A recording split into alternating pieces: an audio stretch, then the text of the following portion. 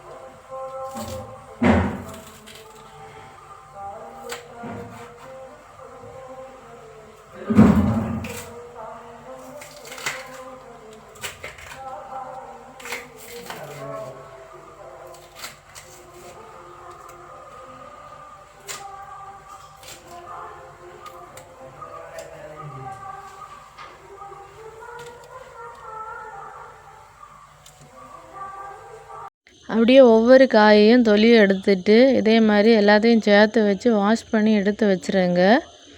அப்புறமா இதை எடுத்து நம்ம கட் பண்ண போகிறோம் ஒன்றா. அப்படியே எல்லாத்தையும் எடுத்து கட் பண்ணி எடுத்துட்டு அதை கத்தியால் தான் கட் பண்ணேன், வீடியோ எடுக்கலை.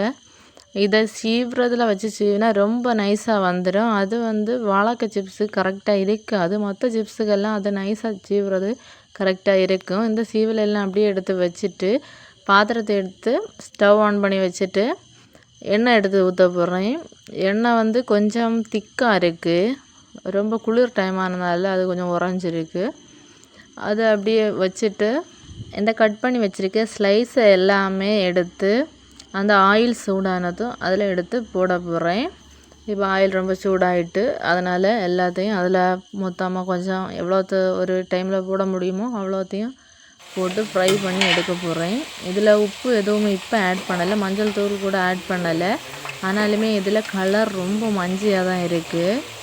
இந்த வாழைக்காவோட குவாலிட்டி அப்போ ரொம்ப நல்லா இருக்குது. தானாகவே ரொம்ப எல்லோயிஷ் கலராக இருக்குது. அப்படி தான் இதை ஃப்ரை பண்ணி எடுத்து வச்சுருக்கணும்.